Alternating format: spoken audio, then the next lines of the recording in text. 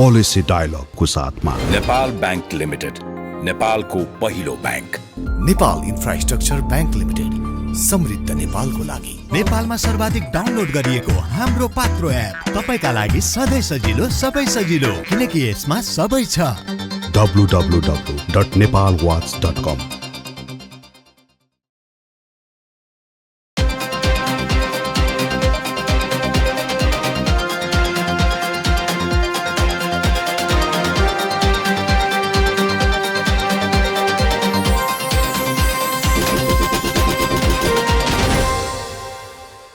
नमस्कार, पोलिसी डायलगमा यहाँलाई स्वागत छ। म बिमला राई पौड्याल। प्राध्यापक डाक्टर गोविन्द पोखरेल र डाक्टर विष्णुराज उप्रेतीले सञ्चालन गरिरहनु भएको यो कार्यक्रममा आजदेखि म पनि जोडिएकी छु। अबदेखि हामीले यो कार्यक्रम पालै पालो तीनैजनाले सञ्चालन गर्नेछौँ। नीति अनुसन्धान प्रतिष्ठानको सहकार्यमा नेपाल वाच मल्टिमिडियाले सञ्चालन गरिरहेको यो कार्यक्रम समुन्नतिको लागि नीति निर्माणको सञ्चार पैरवी अभियान हो। यो कार्यक्रममा आज हामीले बदलिँदो भू राजनीतिक अवस्थामा नेपालको परराष्ट्र नीति कस्तो हुने भन्ने विषयमा छलफल र बहस गर्दैछौँ। आज छलफल र बहसको लागि हामीले निम्त्याएका छौँ प्राध्यापक डाक्टर खड्ग केसीज्यू र डाक्टर दिनेश भट्टराईज्यू। खड्ग केसीज्यू त्रिभुवन युनिभर्सिटीमा इन्टरनेसनल रिलेसन्स र डिप्लोमेसी डिपार्टमेन्टमा पढाउनुहुन्छ, अध्यापन गर्नुहुन्छ भनेदेखि दिनेश भट्टराईज्यू धेरै वर्ष नेपाल सरकारमा सेवा गरेर विदेशको पनि अनुभव लिएर दुईजना प्रधानमन्त्रीको सल्लाहकार पनि रहिसक्नु भएको छ। यहाँहरू दुवैलाई कार्यक्रममा हार्दिक स्वागत गर्दछु। धन्यवाद, नमस्कार। कस्तो छ, आराम हुनुहुन्छ नि? ठिक छ, थ्याङ्क यू। म छलफल चाहिँ डाक्टर दिनेश भट्टराईज्यूबाट नै गर्छु। अब अहिलेको यो बदलिँदो भू राजनीतिक अवस्थिति जुन छ नेपाललाई कसरी चाहिँ प्रभाव पार्छ र त्यसपछि अहिले नेपालको जुन हाम्रो परराष्ट्र नीति छ नि, हाम्रो परराष्ट्र नीतिले यो बदलिँदो ध्रुवीकृत विश्व राजनीति छ, यसलाई हामीले चाहिँ एड्रेस गर्न सकिरहेका छौँ त? हाम्रो परराष्ट्र नीति यो सम्बन्धमा कस्तो छ, यो विषयमा यहाँको अलिकति बनाइराखिदिनुहोस्। धन्यवाद। प्रश्न निकै सान्दर्भिक र गहन छ। म प्रश्नमा आउनु अगाडि पहिले यो पोलिसी डायलगले जुन यो श्रृङ्खला सुरु गरेको छ यो अत्यन्त सराहनीय छ भन्ने लाग्छ। यसमा म आज जोडिन पाएकोमा म अत्यन्त खुसी छु। यो policy dialogue first of its kind, यसले चाहिँ जुन academician, decision maker, experts, thought लिडर्सहरूलाई एकै ठाउँमा ल्याएर जुन एउटा कन्स्ट्रक्टिभ कन्भर्सेसनमा चाहिँ इङ्गेज गराइरहेछ, त्यो कन्भर्सेसन एउटा क्याटलिस्टको रूपमा चाहिँ जाओस् र यसले डिसिजन मेकिङमा चाहिँ सहयोगी होस् भन्ने चाहिँ पनि कामना गर्न चाहन्छु। अब त्यसपछि त्यो प्रश्नमा आइराख्दाखेरि एकदम विश्व दुर्विकृत छ, पोलराइज छ। हामी चाहिँ एउटा चाहिँ यस्तो भौगोलिक अवस्थितिमा छौँ, हाम्रा चाहिँ छिमेकीहरू दुवै उदीयमान शक्ति राष्ट्रको रूपमा छन् भनेर जुन भन्नुभयो हो। अहिलेको भू राजनीति तीव्र रूपमा बदलिरहेको छ। शीत युद्धको अन्तपछि हामी चाहिँ युनिपोलर पिरियडमा पनि बस्यौँ। त्यसपछि सेप्टेम्बर 11 को टेररिस्ट एट्याक अमेरिकामा र चाहिँ 2008-09 मा भएको चाहिँ आर्थिक सङ्कटले गर्दाखेरि नयाँ शक्ति राष्ट्रहरूलाई एकदम अगाडि ल्याएको छ। र यो फेरि चाहिँ अब 2-3 वर्ष अगाडि जुन हामीले कोभिड भोग्यौँ, त्यसले चाहिँ यो कोभिडले अरू त्यो जियोपोलिटिकल चाहिँ चेन्जेसलाई, ट्रान्सफर्मेसनलाई अरू एक्सपेडाइट गरेको छ भन्ने चाहिँ मलाई लाग्छ। अब यो विश्व दुर्विकृत भइराख्दाखेरि मलाई लाग्छ अहिले चाहिँ कोल्ड वारबाट, बाइपोलरबाट हामी चाहिँ बाहिर निस्किसकेका छौँ। र तर अहिले पनि हेर्दाखेरि अब युनिपोलर पिरियडमा पनि केही समय बस्यौँ भने, तर अहिले पनि militarily we are still one polar भन्ने लाग्छ मलाई चाहिँ। किनभने अमेरिका नै यस्तो एउटा शक्ति राष्ट्र हो जसले विश्वव्यापी रूपमा आफ्नो चाहिँ मिलिट्री क्यापेसिटीलाई प्रोजेक्ट गर्न सक्छ। Economically yes it is bipolar भन्दा हुन्छ, किनभने हाम्रो छिमेकी, उत्तरी छिमेकी दोस्रो लार्जेस्ट इकोनोमीको रूपमा, शक्ति राष्ट्रको रूपमा आइरहेछ। अब हाम्रो चाहिँ अर्को दक्षिणी छिमेकी चाहिँ एउटा 5th लार्जेस्ट उसमा आइरहेछ। त्यसैले गर्दाखेरि यो इकोनोमिकल्ली बाइपोलर जस्तै छ। अहिले चाहिँ एकले अर्कामाथि ट्यारिफ लगाउने, स्याङ्सन लगाउने, यी सब कुराहरू टाइम भएछ भने पछि आउँला। अब हाम्रो सन्दर्भमा आउँदाखेरि हाम्रो नीति चाहिँ यी दुईवटा छिमेकीको पपुलेसन जोड्यो भनेदेखि लगभग 40% अफ द वर्ल्ड पपुलेसन हुन आउँछ। इन्डिया त अहिले लार्जेस्ट भइगयो हो त्यो पपुलेसनमा। दुबई चाहिँ G20 मा छन्, दुबई ब्रिक्समा छन् होइन। अब चाहिँ एउटा युनाइटेड नेसन सेक्युरिटी काउन्सिलमा अलरेडी छ इन्डिया, चाइना भनेदेखि इन्डिया एस्पायरिङ छ होइन। केहीले सपोर्ट पनि गरिरहेछन्। त्यसैले यो चाहिँ अब हाम्रो चाहिँ सन्दर्भमा कुरा गर्दाखेरि यो भू राजनीति हाम्रो घर दैलोमा आइपुगेको छ, बडा जटिल छ। अनि हाम्रो नीतिले त्यसलाई क्याच गर्न सकेको छ, जटिल छ, बडा संवेदनशील छ, बडा नाजुक पनि अवस्थामा छ। र जुन जहाँसम्म हाम्रो नीतिले यसलाई गर्न सकेको छ कि छैन भन्ने लाग्छ, हामी अलि चाहिँ सजग हुनुपर्छ, हामी सचेत हुनुपर्छ, हामीले आफ्नो विवेक अलि राम्रोसँग प्रयोग गर्नुपर्छ। र यो चाहिँ हाम्रा इन्स्टिट्युसनहरू हेर्दाखेरि यो चुनौतीसँग जुधेर अवसरलाई चाहिँ सिज गर्ने, अवसरबाट फाइदा लिने काम गर्नलाई हामीले अझ धेरै काम गर्नु छ भन्ने मलाई लाग्छ। म फेरि आउँछु हजुरसँग। प्राध्यापक डाक्टर खड्गेज्यू, हजुरलाई मेरो चाहिँ एकदम सोझो प्रश्न भनौँ न। हामीसँग दुईटा एकदमै एस्पाइरिङ चाहिँ वर्ल्ड लिडरहरू बन्न खोजिरहेका, बनि पनि सकेका भन्नुपर्छ कतिपय अवस्थामा, यस्ता लिडर हामीसँग छिमेकीहरू हुनुहुन्छ। दुई चाहिँ चन्द्रमामा पुगिसके। अब हामीले कसरी फाइदा लिन सक्छौँ हाम्रो नीतिगत रूपमा भन्नुपर्छ? धन्यवाद। मलाई अलिक पृष्ठभूमि नै भन्नुपर्छ एक कुरा, जस्तो कि दिनेश सरले राख्नुभयो। दुईवटा छिमेकीलाई चाहिँ हामीले विश्व शक्ति सम्बन्धका हिसाबले एकै ठाउँमा राखेर हेर्न सक्दैनौँ। हाम्रो चाहिँ हाम्रो महत्त्व, हामीलाई लाग्ने महत्त्व चाहिँ दुईटै छिमेकी उत्तिकै महत्त्वपूर्ण हो। तर विश्व शक्ति सम्बन्धको हिसाबले भारत र चीन चाहिँ ध्रुवीकृत मात्रै होइन, दे आर क्वाइट डिफ्रेन्ट। अब जस्तो कि भारतले चन्द्रमामा चन्द्रयान पठायो, तर गरिबी निवारणका हिसाबले भारतलाई धेरै गर्ने काम बाँकी छ। जुन गरिबी निवारणमा चीनले एउटा 70 करोड जनसङ्ख्यालाई गरिबी निवारणमा बाहिर निकाल्यो, जुन चीनसँग जुन सामर्थ्यता, आर्थिक सामर्थ्यता छ, जो र भारतको बिचमा आफै भारतीय बुद्धिजीवीहरूले, स्कलर अथवा पोलिसी मेकरहरूले नि भनिरहनु भएको छ, इज 1/5 अफ चाइनिज इकोनोमी भनेर। त्यसले गर्दा विश्व शक्ति सम्बन्धमा भारत चाहिँ अमेरिकाको एउटा क्लब मेम्बर हो भने चीन चाहिँ आफै अमेरिकासँग टक्कर लिइरहेको अर्को एउटा छिमेकी हो। त्यसकारण हाम्रो सम्बन्ध, हामीले सम्बन्ध राख्दाखेरि दुईटै छिमेकीलाई एकदमै भिन्न ढङ्गले होइन कि हाम्रो एकदमै दुईटा छिमेकी उत्तिकै महत्त्वपूर्ण पात्र हुन्, इन्टरनेसनल एक्टर्सहरू हुन् हाम्रो लागि भनेर छिमेक सम्बन्धको हिसाबले हेर्छौँ।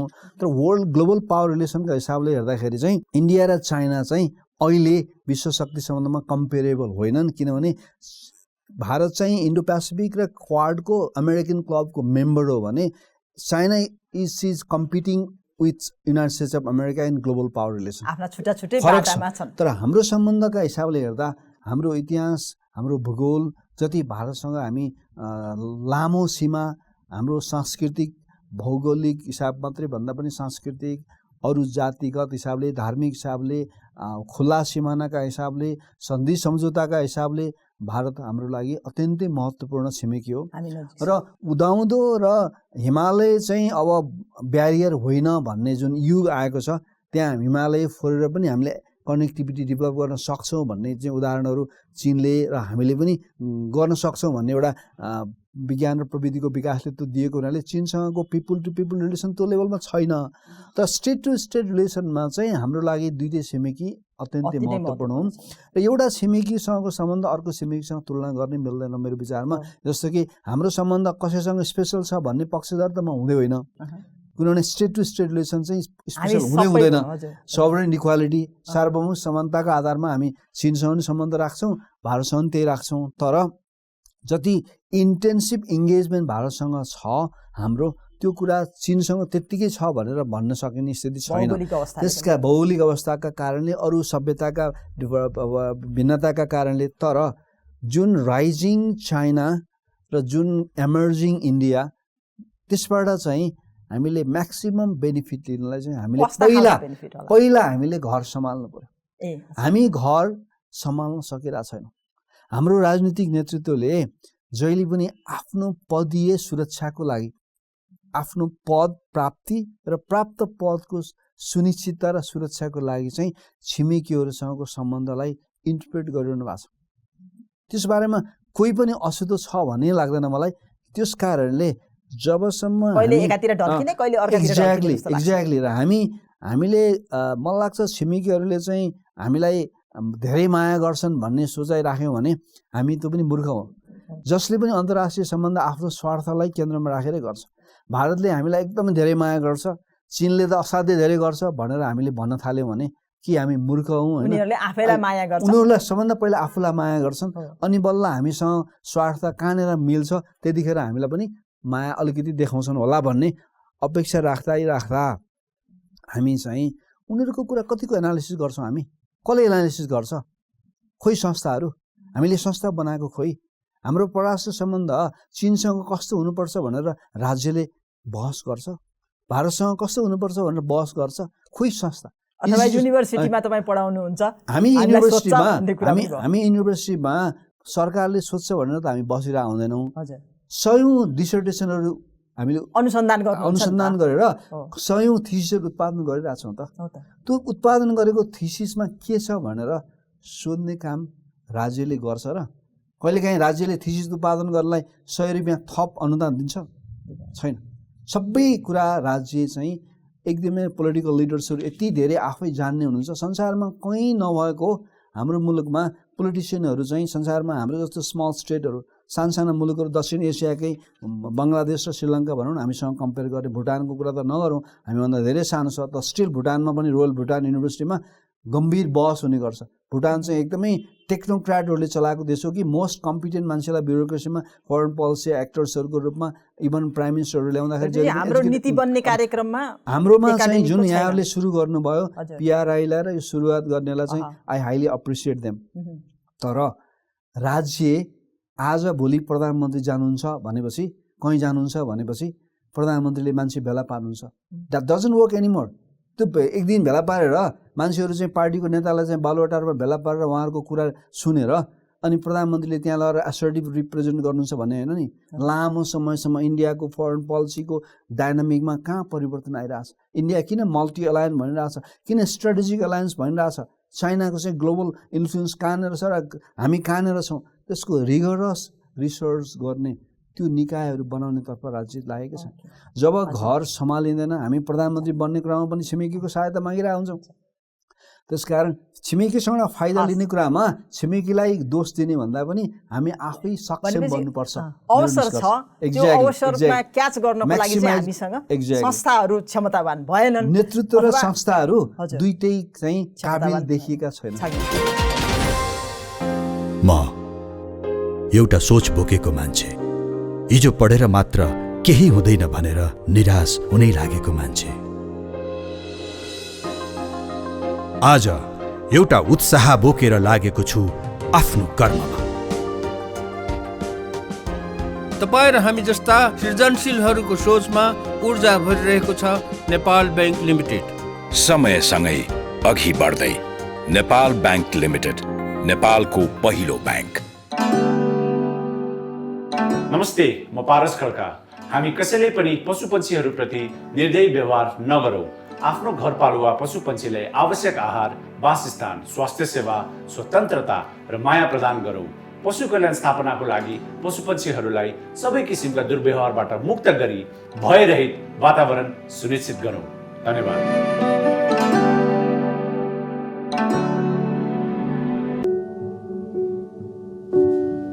नेपाल इन्फ्रास्ट्रक्चर ब्याङ्क लिमिटेड, समृद्ध नेपालको लागि।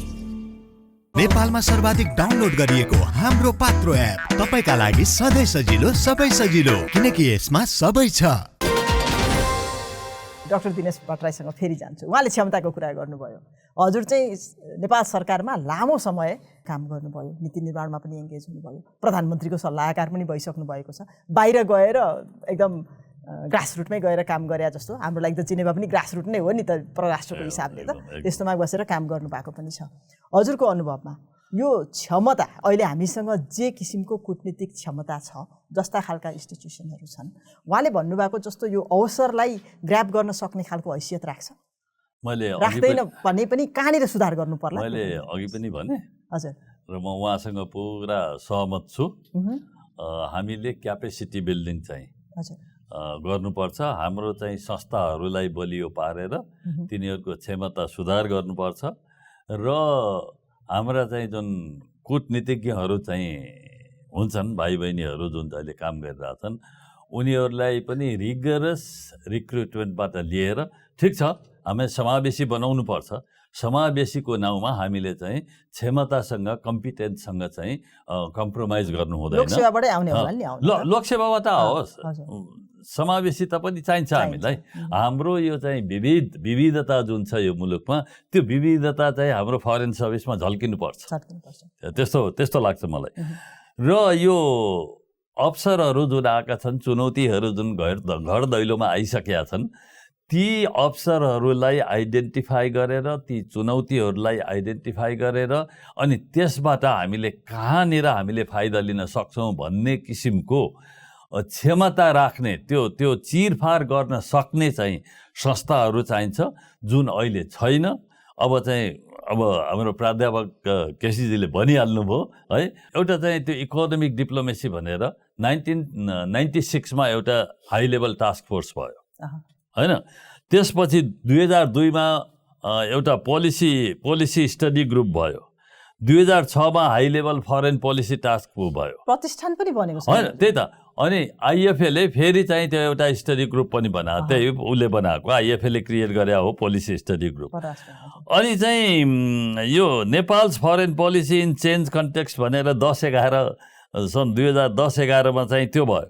2017 मा गएर सायद यहाँ पनि हुनुहुन्थ्यो क्यारे होइन प्रोफेसर पनि हुनुहुन्थ्यो होला प्रोफेसर केसीजी पनि हुनुहुन्थ्यो जस्तो लाग्छ हाई लेभल टास्क फोर्स हुनु न high level task force on reorienting Nepal's foreign policy in a rapidly changing world geo-politics भन्ने चाहिँ त्यस्तो किसिमको त्यो टास्क फोर्सहरू चाहिँ बनाइयो त्यो इन्स्टिट्युसनहरूमा चाहिँ त्यो क्यापासिटी गएन कि त्यो रिपोर्टहरू परराष्ट्र मन्त्रालयमै सबमिट भएका छन् मैले किन यो भनिरहेको छु भने उहाँले त्यो थिसिसहरू जुन विद्यार्थीलाई कत्रो चाहिँ एक्सर्साइज गरेर कति मेहनत गरेर तयार गरेका हुन्छन् त्यसबाट लिनु त कहाँ त्यो पर युनिभर्सिटी कीर्तिपुर धेरै टाढा भयो परराष्ट्र मन्त्रालयको दराजमा भएका यी रिपोर्टहरू त्यत्तिकै धमिलो लागेर त्यसकारण चाहिँ यी रिपोर्टहरूलाई हेरेर के गर्नु पर्थ्यो हामीले टाइममा समयमा के गर्नु पर्छ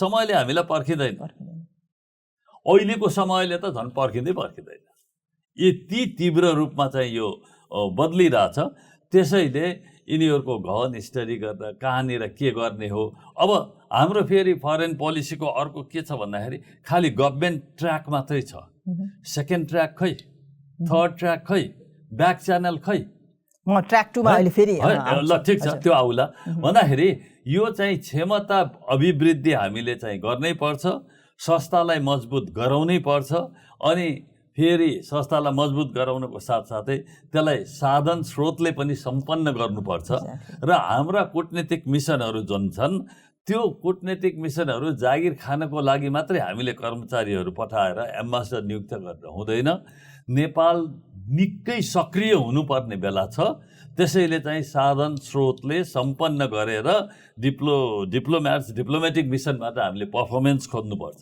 डेलिभरी खोज्नुपर्छ भन्ने मलाई लाग्छ अब यहाँको छोटो अनुभवले पनि त्यो बतायो एक्ज्याक्टली मैले त्यही भन्न लागिरहेको थिएँ अब म त एकदमै छोटो समय त्यहाँ बसेँ हजुर धेरै लामो समय बस्नु भएको छ यो छोटो समयमा पनि कस्तो भयो भने त्यो परराष्ट्र प्रशिक्षण प्रतिष्ठान जुन छ आईएफए भन्छौँ क्यारे होइन अब त्यो आईएफएलाई हामीले चाहिँ त्यो स्ट्रेन्थेन गर्नुपर्ने थुप्रै देख्छु मैले तर त्यहाँ त स्रोतै हुँदो रहेन रहेछ के अनि साथीहरूले के भन्नुहुन्छ भनेदेखि पहिला कसलाई उहाँहरूले अनुसन्धान गर्न लगाउनु भयो अनुसन्धानको प्रतिवेदन पनि आयो तर त्यो प्रतिवेदन इन्डोर्स गरेर उहाँहरूलाई चाहिँ त्यो अनुसन्धान गर्ने मान्छेलाई पारिश्रमिक दिन पनि पैसा छैन अरे अनि त्यस्तो खालको हालतमा हाम्रो प्रतिष्ठान भएपछि अनि कसरी चाहिँ क्षमता अभिवृद्धि हुन्छ भन्ने एउटा भयो अब अहिले भर्खरकै कुरा उदाहरण नै ल्याइराखौँ न होइन अब हाम्रो नेपालले संविधानमा नयाँ नक्सा राख्यो र त्यसपछि चाहिँ यसले अब आफ्नो संसारभरि चिनाउनुपर्छ होला नि त। हाम्रो देशको नक्सा परिवर्तन भयो भनेर त संसारभरि चिनाएकै होला, कम्युनिकेट गरेकै होला,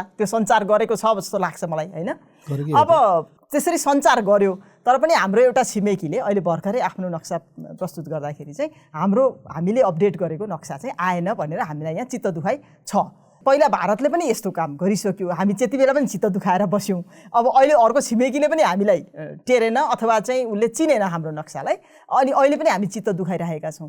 हामीले नक्सा हामीले यो परिवर्तन गऱ्यौँ है भनेर लेखेर मात्रै पठायौँ कि त्यो नक्सा उनीहरूले स्वीकार गरोस् भनेर हाम्रो कूटनीति त्यहाँ प्रयोग गर्यौँ? के गर्यौँ होला हामीले किन चाहिँ त्यो नक्सालाई सर्वस्वीकार्य अथवा चाहिँ कम्तीमा एउटा छिमेकी जोसँग हाम्रो टेन्सन छैन त्यो नक्साको विषयमा त्यस्तोले त स्वीकार गर्नु पर्थ्यो नि त, त्यो पनि किन भएन होला? यसमा आउनु अगाडि म पहिलेको प्रश्नमा चाहिँ हाम्रो बिचमा government agencies, government inter ministerial coordination भन्ने जुन हुन्छ, कन्सल्टेसन हुन्छ, त्यो चाहिँ मेरो अनुभवमा बेस्ड अन माई एक्सपिरियन्स म भन्न सक्छु एकदम समन्वय छैन, कम छैन। यो परराष्ट्र नीति नथिङ वर्क्स इन आइसोलेसन, एकान्तमा कसैले पनि काम गर्न सक्दैन। यो परराष्ट्र नीति सञ्चालन गर्ने भनेको, कूटनीति सञ्चालन गर्ने भनेको होल अफ गभर्नमेन्ट एप्रोच हुनुपर्छ र परराष्ट्र मन्त्रालय त्यसको फोकल पोइन्ट हुनुपर्छ।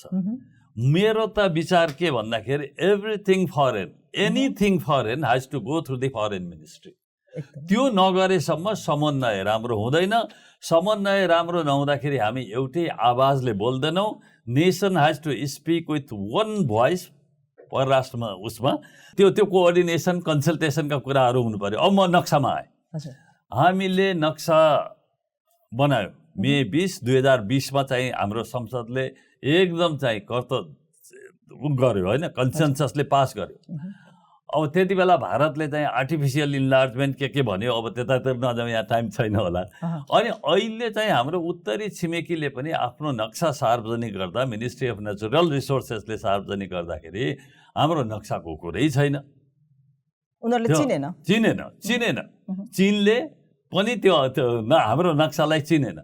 यसको मतलब हाम्रा छिमेकीहरूले, दुवै छिमेकीले हामीलाई चाहिँ गम्भीर रूपमा लिएनन्। नलिएको हो कि हामीले प्रयास नगरेको? सुन्नु न, नम्बर 1 लिएनन्। अब यो हामीले कति प्रयास गऱ्यौँ भन्ने कुरा त त्यसको सूचना त मसँग छैन, किनभने म गभर्नमेन्ट बाहिर छु होइन। अनि त्यसैले हामीले त पक्कै गऱ्यौँ। अब यसो मिडियामा हेर्दाखेरि त संयुक्त राष्ट्रसङ्घमा पनि हामी पठाउने भनेकै थियो। अब यता चाहिँ इन्डियालाई पनि हामी पठाउने भनेकै थियो। पठाएरै होला, आर्टिफिसियल इन्लार्जमेन्ट त्यो गर्न हुन्छ भने कारण थाहा नपाइकन त भने छैन होला नि त। अनि फेरि त्यसभन्दा अगाडि गएर मे 15, 2015मा भारतका प्रधानमन्त्रीजी चाहिँ चीन जाँदाखेरि उहाँ चीन र भारतले मिलेर लिपुलेखको बारेमा उहाँहरूले लेख्नुभयो। हामीलाई थाहा भएन। हामीलाई हाम्रो सल्लाह बिना, हामीलाई सूचना बिना, जानकारी नदिइकन गर्नुभयो। तत्कालीन सरकारले, प्रधानमन्त्री सुशील कोइराला हुनुहुन्थ्यो, दुबईलाई म पनि त्यति बेला प्रधानमन्त्रीजीसँगै थिएँ, दुबईलाई हामीले यो हाम्रो सहमति बिना किन गरियो, यसलाई करेक्ट गर्नुहोस्, रियालिटी लेखेर पठायौँ हामी दुबईलाई। आज मेमा त्यो भयो। हामी यहाँ चाहिँ सबैसँग सल्लाह गरेर, अब फेरि त्यो घटना घटिसकेपछि बल्ल सल्लाह गर्छौँ नि हामी त्यस्तो, अनि गरेर जुन महिनामा पठाएको। अब त्यसलाई प्रोटेस्ट नोट भन्दा पनि हुन्छ, बिकज वी प्रोटेस्टेड भने भारतले पनि त्यसलाई चाहिँ इग्नोर गर्यो, हाम्रो उत्तरी छिमेकीले पनि इग्नोर गर्यो। आज यतिका वर्षसम्म, कति वर्ष भयो, 10 वर्ष हुन थाल्यो अब चाहिँ, 10मा 8-9 वर्ष उहाँसम्म त्यसको जवाफ दिने पनि हाम्रा छिमेकीहरूले आवश्यकता ठानेनन् र हामीले पनि सोधेनौँ होला। हामीले अस्ति भर्खर हाम्रो प्रधानमन्त्री जानुभयो, के भइरहेछ त्यसपछि त्यो मलाई थाहा छैन। फेरि अस्ति भर्खर प्रधानमन्त्री जानुभयो, सरकारको निर्णयहरू त अविच्छिन्न हुन्छ नि त। पहिला गरेको सरकार त एउटा पर्पेचुअल एन्टिटी हो, यो त चाहिँ अब कुरै छैन नि भनेपछि त पहिलाको सरकारले नोट पठाएको छ, त्यो नोटको चाहिँ रिप्लाई कहाँ गयो? उत्तराधिकारी सरकारले त्यसलाई टेकअप गर्नु पर्थ्यो। त्यो हाम्रै कमजोरी रह्यो। राष्ट्रहितका कुरामा त्यो नगरेर माहौल बिगार्न चाहिन भनेर चाहिँ भन्न त्यो एकदमै गैर सोच्न जिम्मेवार पाइन्छ। बस एकदमै एकदमै त्यो राष्ट्र हितको कुरा चाहे चाहिँ अफिसमा बस्नुहोस् चाहे बाहिर बस्नुहोस्, राष्ट्र हित हाम्रो एउटै हुन्छ। नेसनल इन्ट्रेस्टमा कम्प्रोमाइज कुनै हालतमा पनि हुन सक्दैन। यो कति फलोअप भएको छ भन्ने कुरा मैले चाहिँ मलाई सरकारी सूचनामा पहुँच नभएकोले म एकदम अपडेट गर्न सक्दिनँ। तर हामीले जनताले अब हामीले जगजाहेर हामीले चाहिँ के बुझ्छौँ भनेदेखि त्यहाँ धेरै ठुला ठुला परियोजनाका कुराहरू चाहिँ भए, तर त्यति बेला पठाएको नोटको रिप्लाई के भयो भन्ने कुरा हामीले सोधेनौँ। यसमा म पछि पनि आउँछु, किनभने हामीसँग अर्को इस्यु पनि यसैसँग गाँसिएको छ। अब मैले फेरि पनि प्राध्यापक डाक्टर केसीसँग गएँ। हामी जहिले पनि नयाँ सरकार बन्छ नि, नयाँ सरकार हाम्रो अलिक छिटो छिटो नै बनिराखेको छ। नयाँ सरकार जहिले पनि बन्छ, हामी सबैको चासो एउटा के हुन्छ भने अबका प्रधानमन्त्री कुन देशबाट भ्रमण सुरु गर्छ, यिनी दक्षिणतिर जान्छन् कि उत्तरतिर जान्छन्, यतैतिर बढी चासो हुन्छ। अनि प्रत्येकचोटि भ्रमण जब तयारी हुन्छ हामीले सपिङ लिस्ट जस्तो तयार गर्न थाल्छौँ। यसपालि पनि आज मात्रै मैले हेर्दै थिएँ, यो सपिङ लिस्टै आएको छ एउटा, होइन? सबै मन्त्रालयबाट के कुरा उठाउने, त्यहाँ लगेर हामीले के कुरा माग्ने भन्ने खालको सपिङ लिस्ट मात्रै हुन्छ। पहिला भएका कुराहरू, पहिला भएका जे जति हाम्रा सम्झौताहरू छन् तिनका कार्यान्वयन चाहिँ कहाँ पुग्छ थाहा छैन। कतिपय अवस्थामा चाहिँ हामी पहिलाका सम्झौतालाई कार्यान्वयन गरौँ भनेरै एजेन्डा लिएर जानुपर्ने अवस्था पनि छ। अब यो किन हुन्छ? हामीले चाइनासँग पनि इन्डियासँग पनि, अब केपी शर्मा ओलीज्यू प्रधानमन्त्री हुनुहुँदाखेरि पारवहनका कुरा उठे। त्यति बेला हाम्रो देश नाकाबन्दीमा भएको बेलामा, पेट्रोलसँग चाहिँ आपत परेको बेलामा हामीले पारवहन सन्धि पनि गऱ्यौँ। हामीले एक किसिमको खुला व्यापार चाहिँ हामी चाइनाबाट गर्छौँ भन्यौँ र त्यसपछि हामीले कनेक्टिभिटीका कुराहरू थुप्रै गऱ्यौँ, होइन? एउटै देशमा मात्रै निर्भर हुनु हुँदो रहेनछ भन्ने हामीलाई त्यति बेला लाग्यो। त्यति बेला धेरै हामीले सम्झौताहरू गऱ्यौँ उत्तर देशमा पनि, तर उत्तरी छिमेकीबाट पनि त्यति धेरै कार्यान्वयनको अवस्थामा पुगेको देखिँदैन। दक्षिणी छिमेकीबाट पनि कार्यान्वयन हुनुपर्ने धेरै आयोजनाहरू लथालिङ्ग अवस्थामा छन्। अनि हामी भ्रमण गरिराख्ने, सपिङ लिस्ट हामी एड गरेकै गर्ने, थपेकै गर्ने, तर पहिला सम्झौता भएकाहरू चाहिँ कार्यान्वयन नगर्ने किन हुन्छ यस्तो? इन्टरनेसनल रिलेसन, फरेन पोलिसी भनेको त अब नेसनल इन्ट्रेस्टबाट गाइड हुने हो। अब हामी यो कुरालाई म चारवटा कारणहरू मेरो बुझाइमा, एउटा चाहिँ स्मल स्टेट सिन्ड्रोम भन्छ। अब अलिकति सानो मुलुकका मान्छेहरूको मनोविज्ञान के, अब डोमेस्टिक पोलिटिक्समा चाहिँ पोलिटिकल साइन्सको भाषामा चाहिँ सङ्कीर्ण राजनीतिक संस्कार भन्छ, माग्ने के, अपेक्षा मात्रै गर्ने, घर बाहिर घरको फोहोर लगेर घरको चोकमा फालिदिने, नगरपालिका र वडा ल्याएर लगिदियो हुन्थ्यो भन्ने, आफूले चाहिँ ठिक ठाउँमा फाल्नुपर्ने ठाउँमा नि नफाल्ने, त्यो चाहिँ एउटा स्मल स्टेट सिन्ड्रोम भनेको चाहिँ साना शक्ति राष्ट्र, साना मुलुकहरूको अरूसँग माग्ने अपेक्षा गर्ने एउटा संस्कृति हो। त्यो नम्बर 1। नम्बर 2 चाहिँ खास गरी हामी पपुलिस्ट, अघि दिनेश सरले नि भन्नुभएको छ, हामी पोलिटिकल लिडर्सहरू, प्राइम मिनिस्टरहरू चाहिँ most of them seems like populist, एकदमै घरभित्र डोमेस्टिक कन्स्टिट्युन्सीमा चाहिँ मैले मेरो पालामा यति कुरा उठाएको थिएँ भन्ने चाहिँ हाम्रो जस्तो पोलिटिकल नलेज अलिकति ठिकै भएको मुलुकमा मान्छेहरूलाई चाहिँ मिडियामा सुनाउनलाई, त्यो चाहिँ पपुलिजम नम्बर 2। तेस्रो कुरा चाहिँ लेजिटिमेसी। हाम्रो प्रधानमन्त्रीको लेजिटिमेसी हेर्नु न, कतिवटा सिट ल्याउनु भएको छ संसदमा, उहाँ प्रधानमन्त्री कसरी बन्नु भएको छ, तर बहुमत होइन, बहुमत त ल्याउनुहुन्छ नि, तर आफ्नो पार्टीको बहुमत त होइन नि त। अन्टिल एन्ड अब उहाँ चाहिँ कति दिन प्रधानमन्त्री बन्नुहुन्छ, जुनसुकै प्रधानमन्त्री के, हाम्रो एउटा मेजोरिटी ल्याएको प्रधानमन्त्री पनि पपुलिस्ट हुन खोज्नु भएको छ। अहिलेको प्रधानमन्त्रीकै केस गर्दा अरू कुनै कोअलिसन गभर्मेन्टको प्रधानमन्त्री पनि त्यो लेजिटिमेसी कमजोर भएको प्रधानमन्त्री के गर्छ भने जतिखेर पनि आफ्नो सत्ता चाहिँ जोगाउने काममा अलि बढी खतरा कुरा गरेर देखाउँदाखेरि केही दिन अलिक थप्न सकिन्छ कि आफ्नो सत्ताको आयु। अहिलेको प्रधानमन्त्री पनि कुरा गरेको छैन, नेचर अफ पोलिटिक्सको कुरा गरेको।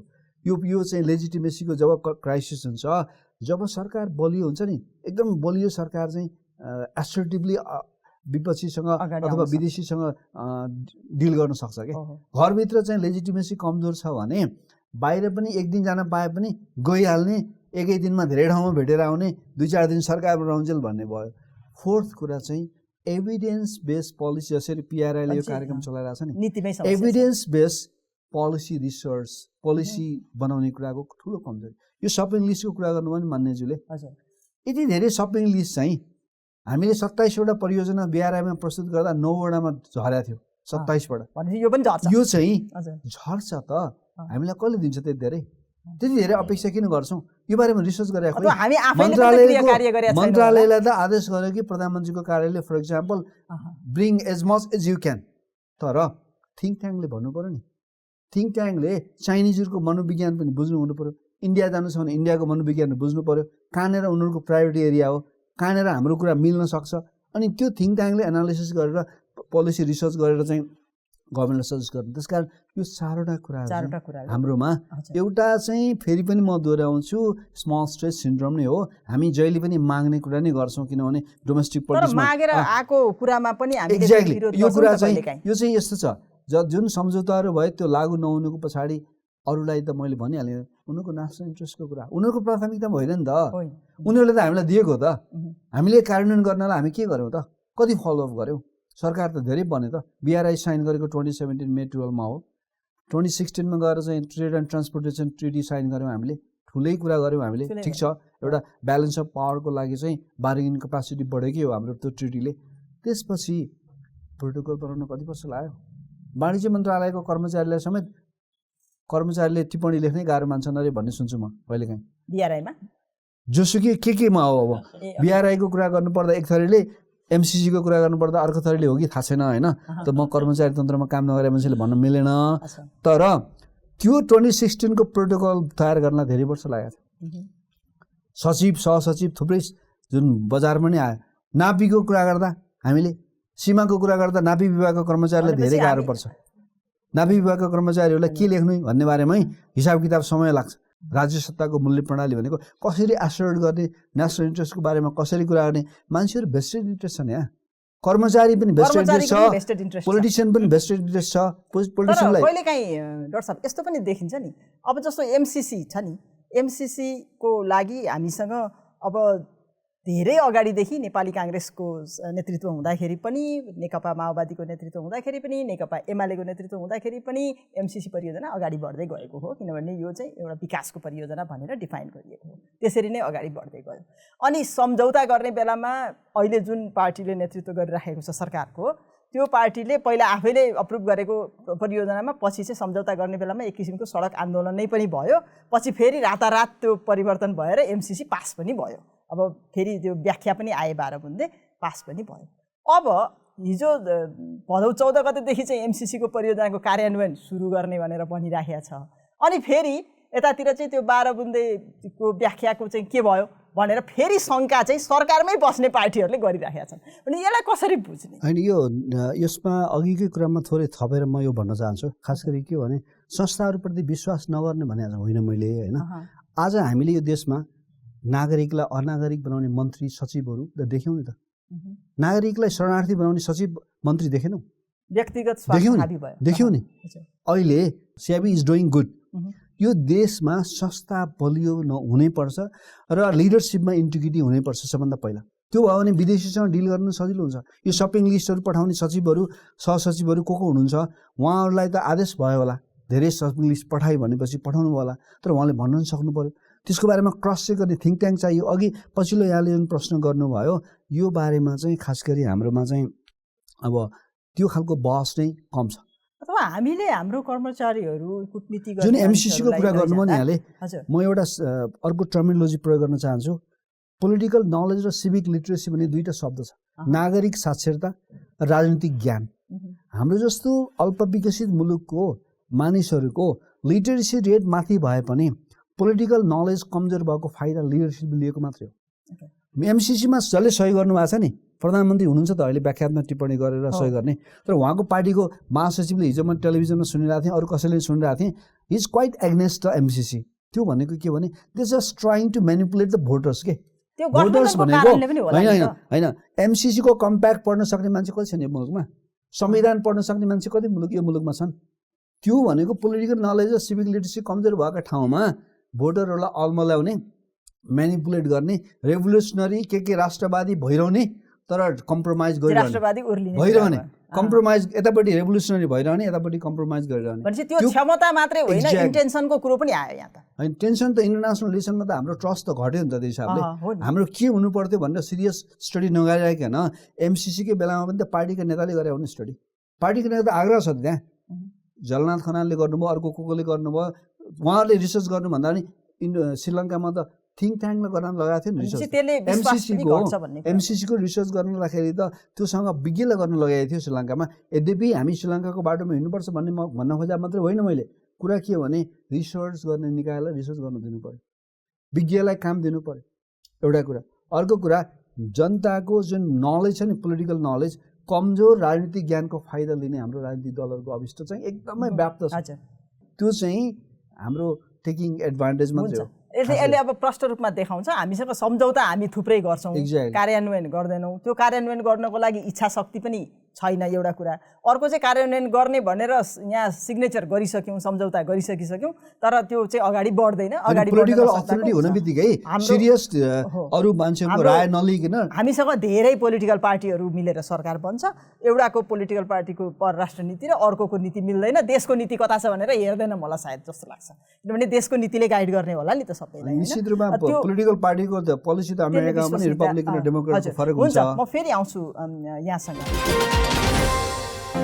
म एउटा सोच बोकेको मान्छे हिजो पढेर मात्र केही हुँदैन भनेर निराश हुनै लागेको मान्छे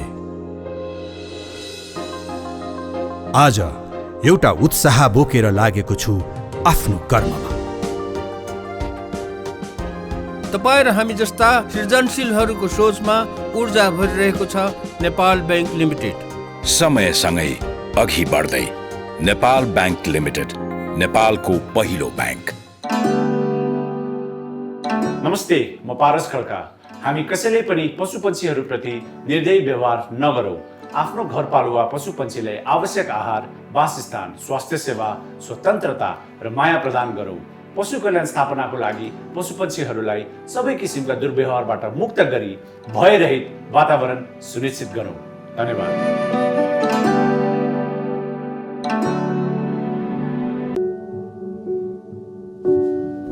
नेपाल इन्फ्रास्ट्रक्चर बैंक लिमिटेड समृद्ध नेपालको लागि नेपालमा सर्वाधिक डाउनलोड गरिएको हाम्रो पात्रो एप तपाईका लागि सधैँ सजिलो सबै सजिलो किनकि यसमा सबै छ अब हामी अलिकति आर्थिक कूटनीति अहिलेको परराष्ट्र नीतिको एउटा बुन्दा चाहिँ महत्त्वपूर्ण रूपमा राखिएको छ आर्थिक कूटनीतिलाई बढावा गर्ने भन्ने खालको नीति छ आर्थिक कूटनीतिमा अब विभिन्न खालका सहायताहरू नेपालभित्र आउने अब त्यसमा फरेन डाइरेक्ट इन्भेस्टमेन्टको वैदेशिक लगानीका कुरा पनि हुनसक्छ अथवा चाहिँ अनुदान पनि हुनसक्छन् विभिन्न खालका ल्याउने भन्ने कुरा छ तर यसो हेर्दाखेरि हामीले नीति बनायौँ काम पनि गर्दैछौँ हाम्रा टर्म्स अफ रेफरेन्समा सायद यहाँबाट बाहिर जानुभएको नियोग प्रमुखहरूको राजदूतहरूको टर्म्स अफ रेफरेन्समा पनि होला एउटा आर्थिक कूटनीति भनेर छ तर अन्तर्राष्ट्रिय विकास सहायता चाहिँ हेर्दै जाँदाखेरि घट्दै गइरहेको चाहिँ देखिन्छ चाहे त्यो अनुदानको रूपमा होस् चाहे त्यो चाहिँ प्रत्यक्ष लगानीको रूपमा होस् घट्दै गएको त देखिन्छ अब अहिले पनि सट्ट हेर्दाखेरि मसँग अलिकति डेटा यहाँ प्रस्तुत गर्छु मैले यो 79-80 को आर्थिक सर्वेक्षणले चाहिँ के देखाएको छ भने यो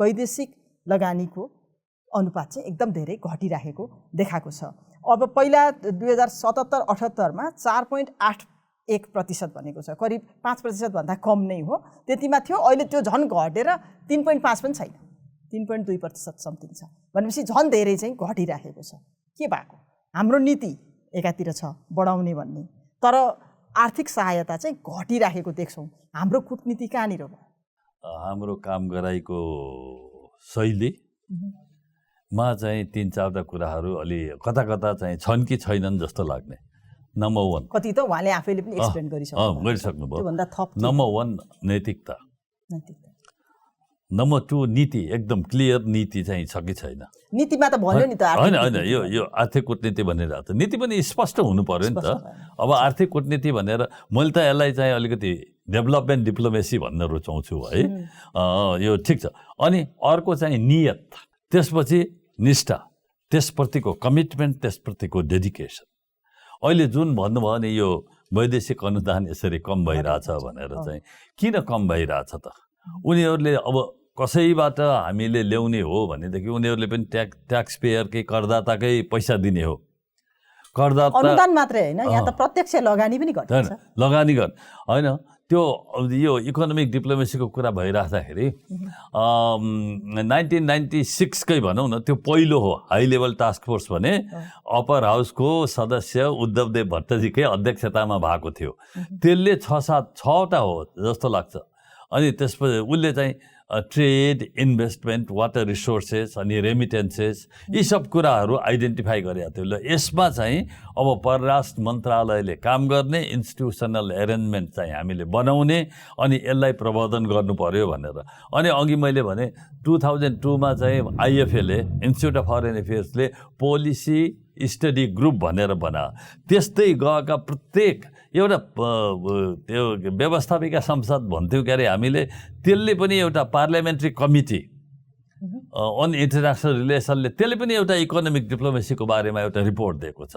रिपोर्टहरू हामी कहाँ छन्, ती पोलिसीहरू स्पष्ट भएनन् कि तिनलाई हामीले फलोअप गरेनौँ कि त्यसलाई चाहिँ हामीले जुन रिसोर्सेसबाट ब्याकअप गर्नुपर्ने, रिसोर्सेस भनेर चाहिँ त्यो फाइनेन्सियल रिसोर्सेस, मेटेरियल रिसोर्सेस मात्रै होइन, ह्युमन रिसोर्स मलाई लाग्छ द सिंगल मोस्ट इम्पोर्टेन्ट चाहिँ रिसोर्स भनेको चाहिँ स्पष्ट पनि भएन, क्षमता पनि पुगेन।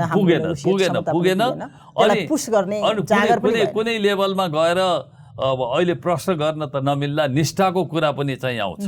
अब मेरो अनुभवमा कस्तो देख्छु भने नि, मैले छोटो यो परराष्ट्रको अनुभव भन्दा पनि बढी चाहिँ बाहिरै बसेर काम गर्दाखेरिको अनुभव पनि छ।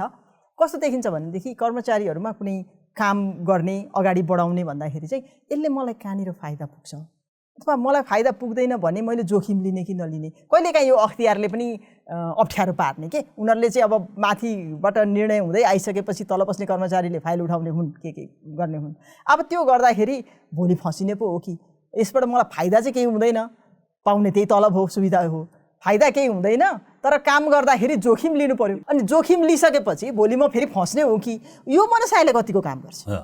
यो हेर्नुहोस्, अब जहाँसम्म मन्त्रीजीहरूको कुरा छ, मन्त्रीजीहरूले एउटा जनताको आकाङ्क्षालाई प्रतिनिधित्व गर्नुहुन्छ, त्यसलाई संसदमा गएर आर्टिकुलेट गर्नुहुन्छ, होइन? मन्त्रीले त गर्छु भन्छ, होइन मन्त्रीहरूले गर्नु।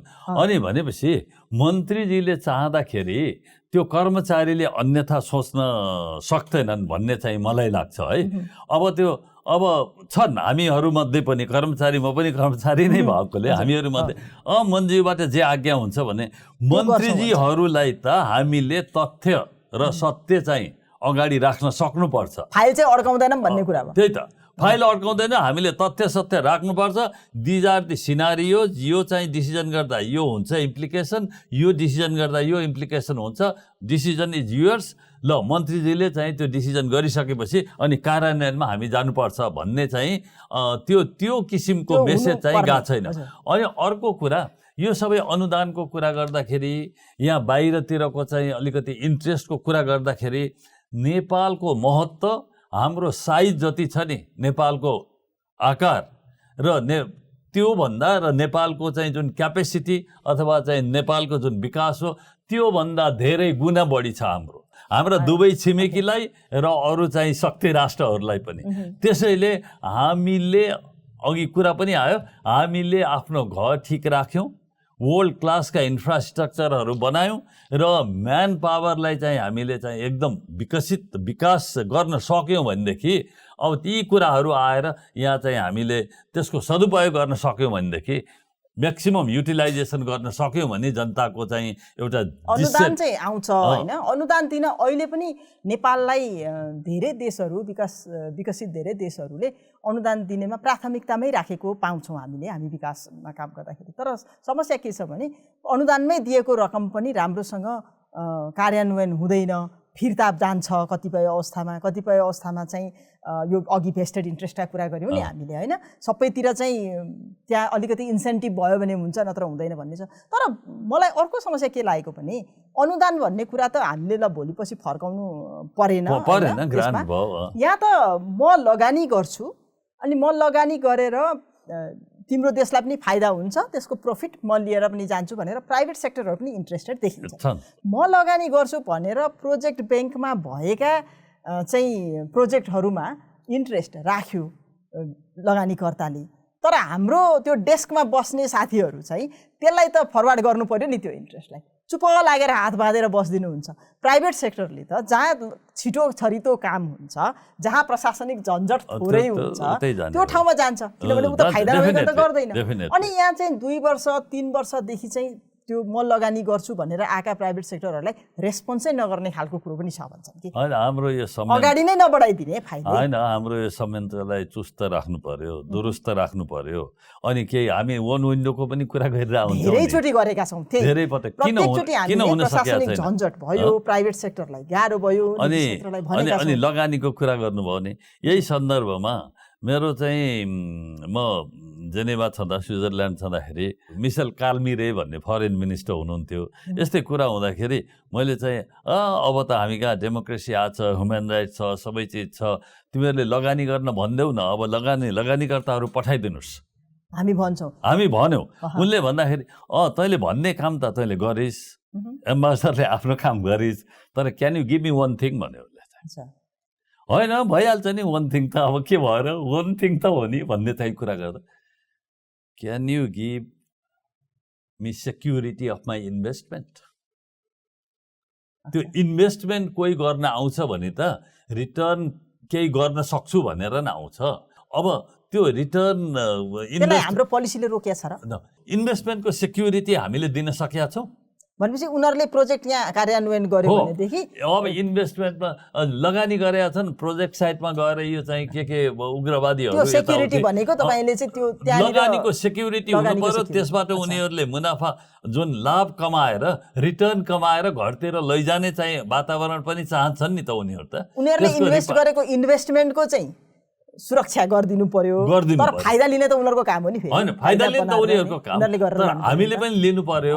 उनीहरूलाई पनि हामीले चाहिँ त्यस्तो तिनीहरूको जुन रिटर्न हो त्यसको रिप्याट्रिएसनको हामी त त्यो त गरे होला, तर सेक्युरिटी हामी दिन सकेका छौँ छैनौँ। प्रोजेक्टको सेक्युरिटी त्यो वातावरण चाहिँ हामीले बनाउन सक्थ्यौँ भनेदेखि अनि चाहिँ बल्ल लगानीकर्ताहरू आउँछन् यहाँ र आउँछन् नि। नेपालमा यत्रो साधनहरू छ यसको विकासको लागि आउँछन्, सबैजना इन्ट्रेस्टेड छन् भने उनीहरूले लगानी गर्छु भनिसकेपछि हामीले चासो लिनुपर्ने हो कि यो विषयमा चाहिँ लगानी गर्न मान्छे आउँदैछ है, ल है भनेर कसरी हुन्छ उसलाई झन् धेरै आकर्षित गर्नुपर्नेमा हामी चाहिँ उसलाई अझै धेरै विकर्षण पो भइराखेको हो कि कतैतिर अब चाहिँ वातावरणले त्यस्तो गराएको छ कि भन्नुपर्ने। अब यसलाई कसरी सुधार गर्ने भन्ने कुरा भयो। म अलिकति चाहिँ अब भट्टराई सरले अलिकति टच गरिसक्नु भएको छ, म खड्गा सरसँग अलिकति बढी सोध्न चाहन्छु।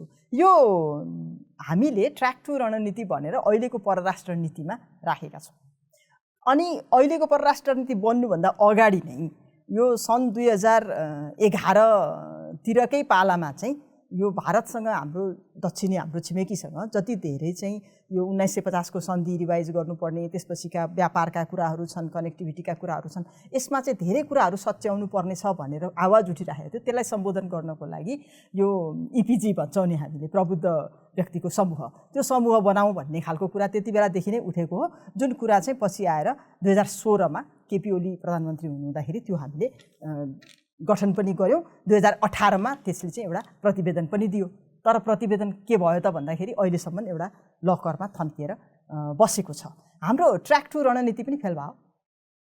म चाहिँ इन्टरनेसनल रिलेसनमा अलि कन्जर्भेटिभ विचार राख्छु, खास गरी रियलिस्ट।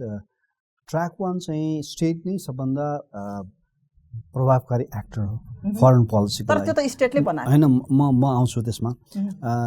अन्तर्राष्ट्रिय सम्बन्ध भनेको चाहिँ परराष्ट्र नीति भनेको राष्ट्रिय स्वार्थबाट गाइडेड हुन्छ। राष्ट्रिय स्वार्थको जिम्मेवारी मूल जिम्मेवारी चाहिँ मुलुककै हो, एक्टर पोलिटिकल स्टेट नै एक्टर हो। Non state actors track two भनेको नन स्टेट एक्टर्स हो। नन स्टेट एक्टरले पनि सहजीकरण गर्न सक्छ, तर इभेन्चुअली बाइलेटरल कुरामा, ट्राइलेटरल कुरामा, मल्टिल्याटरल कुरामा, सार्कमा कुरा गर्नु पर्यो, बिमस्टेकमा कुरा गर्नु पर्यो, त्यसपछि युएनमा कुरा गर्नु पर्यो भने, अथवा इन्डियासँगै कुरा गर्नु पर्यो भने इपिजीमा म आइहाल्छु, तर त्यो चाहिँ स्टेटले नै इभेन्चुअली साइन गर्नुपर्छ। त्यसकारण भूमिका ट्र्याक 2ले खेल्न सक्छ, सहजीकरण गर्न सक्छ। तर ट्र्याक 1 मा ट्र्याक 1 नै प्राइमेरी एक्टर हो। त्यो चाहिँ मेरो ट्र्याक 1 नै प्राइमेरी एक्टर हो। अनि यसैले ट्र्याक 2 फर्मेसन गरिसकेपछि ओनरशिप पनि त लिनु पर्यो। एक्ज्याक्टली, त ट्र्याक 2 त हुँदै होइन, ट्र्याक 1 नै भन्नुपर्छ यसलाई इपिजी को लागि पनि हैन।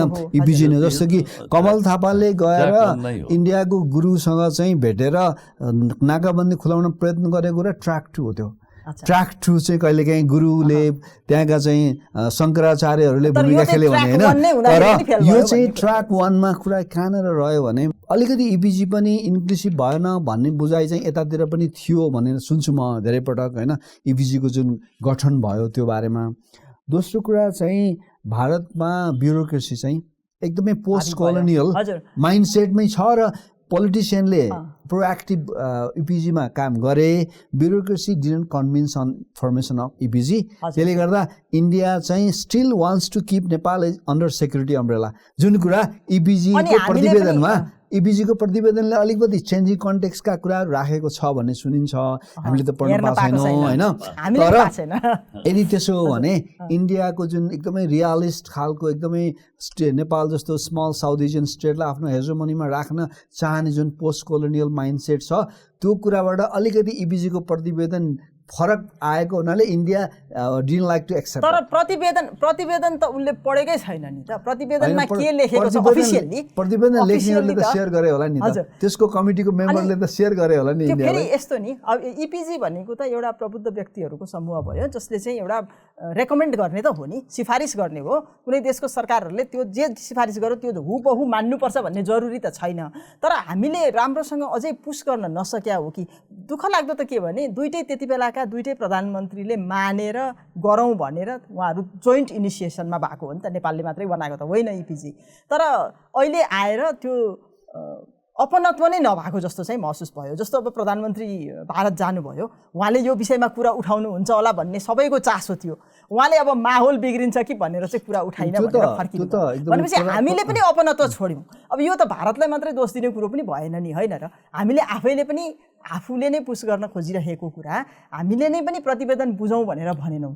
अनि हामीले नै त्यसमा चाहिँ हामी नै विमुख भएको हो कि जस्तो पनि त्यसको टिओआरमा चाहिँ यदि भारतको एक देशको प्रधानमन्त्रीले नबुझेको खण्डमा अर्को देशले बुझ्न नपाइने भन्ने चाहिँ छ भने एउटा कुरा होइन भने हाम्रो देशको प्रधानमन्त्रीले त्यसलाई डिस्कस गर्दै हुन्छ भन्ने हो मेरो बुझाइ। अर्को कुरा प्रधानमन्त्रीले भारतमा गएर त्यो कुरा उठाउन नसक्नु भनेको त राष्ट्रिय स्वार्थको प्राइमेरी कुरा भनेको टेरिटोरियल इन्टिग्रिटीको कुरा हो, भौगोलिक अखण्डताको कुरा हो। सीमाको कुरा पनि उठाउन चाहनु भएन, इपिजी को कुरा उठाउन चाहनु भएन किनभने उहाँको घरभित्र लेजिटिमेसी कमजोर छ। कमजोर लेजिटिमेसीमा उभिएको कुनै पनि एक्जिक्युटिभ लिडर्सले विदेशीसँग कुरा गर्न सक्दैन। अब भारत जानुभयो हाम्रो प्रधानमन्त्रीज्यू, माहौल बिग्रिन्छ भनेर कुरा नउठाइकन आउनुभयो, ठुलो सपिङ लिस्ट बोकेर आउनुभयो, त्यो एउटा कुरा छँदैछ, हामीले छलफल गऱ्यौँ त्यसमा। अब अहिले प्रधानमन्त्रीज्यू चाइना जाँदै हुनुहुन्छ। अब चाइना जाँदाखेरि पनि हामीसँग अब यो यही नक्साकै नउठाकै कुरा पनि, नक्सालाई नचिनेकै कुरा पनि होला, अथवा अरू चाहिँ सपिङ लिस्टको साथसाथै अरू कुरा पनि त होला जहाँ चाहिँ हामी भारतसँग कुनै महत्त्वपूर्ण रणनीतिक छलफल गर्नु हुँदाखेरि नेपाललाई पनि राख्नुहोस् है भन्न पनि सक्छौँ होला। यस्ता खालका विषयहरू पनि होलान्, विकासका कुराहरू पनि होलान्। यहाँहरूको अनुभवमा म डाक्टर भट्टराईलाई सोध्छु पहिला, एकदमै छोटो रूपमा एउटै स्टेटमेन्टमा अहिलेको चाइना भ्रमण जुन प्रधानमन्त्रीले गर्दै हुनुहुन्छ त्यसमा फोकस कहाँ होस् जस्तो लाग्छ? फोकस नम्बर 1 विगतमा सम्झौता गरिएका परियोजनाहरू जुन छन् तिनको कार्यान्वयनमा गर्नु पर्यो। अनि त्यसपछि हाम्रो चाहिँ जुन अहिले सपिङ लिस्टको कुरा गर्नुभयो, यो सपिङ लिस्ट लगेर दिने होइन, यसलाई प्रायोरिटाइज गर्नु पर्यो। अनि प्रायोरिटाइज गरेपछि हामी चाहिँ क्लेरिटी हुनु पर्यो। त्यसपछि ल हामीले यो चाहन्छौँ भनेर हामी सीमित हुनु पर्यो र हाम्रो परराष्ट्र नीतिलाई हामी चाहिँ बलियो भएर सञ्चालन गऱ्यौँ भनेदेखि यो चाहिँ स्वतन्त्र रूपमा हामी गर्न सक्छौँ, सन्तुलित रूपमा गर्न सक्छौँ। हाम्रो परराष्ट्र नीति भनेको त्यही हुनुपर्छ भन्ने मलाई लाग्छ। आशा चाहिँ धेरै छैन किनभने प्रधानमन्त्रीको कुरा यस्तै छ, घुमाउरो न्युयोर्कबाट बेजिङ आउँदै हुनुहुन्छ होइन, सिधै काठमाडौँबाट बेजिङ नगइकन धेरै घुमेर यसो उहाँले चाहिँ संयुक्त राष्ट्र सङ्घको महासभामा होइन महासभा अगाडि उहाँ धेरै ठाउँमा पुगेर त्यसपछि चाइना जाँदै हुनुहुन्छ भने सिधा वाट इज हिज प्रायोरिटी होइन भन्ने यसबाट बुझ्न सकिन्छ एउटा कुरा। अर्को कुरा धेरै सपिङ लिस्ट भन्दा पनि बिआरआई कार्यान्वयनको कुरामा चाहिँ अब हाम्रो तर्फबाट कमिटमेन्ट जाहेर होस्, उताबाट पनि सशक्त कार्यान्वयनको कुरा आवाज उठ्योस्।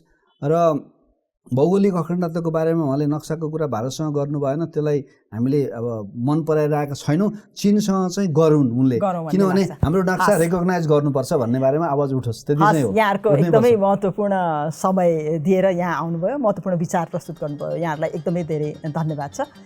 दर्शकवृन्द, आजको हाम्रो कार्यक्रमको समय सकिएको छ र आज हामीले बदलिँदो भू राजनीतिक परिस्थितिमा नेपालको परराष्ट्र नीति कस्तो हुनुपर्छ अनि त्यससँग गाँसिएका हाम्रा कूटनीतिक क्षमताका कुरा र कहाँनिर चुनौती छ भन्ने खालका विषयमा विज्ञहरूसँग छलफल गऱ्यौँ। अब मलाई पनि बिदा दिनुहोस्। नमस्कार।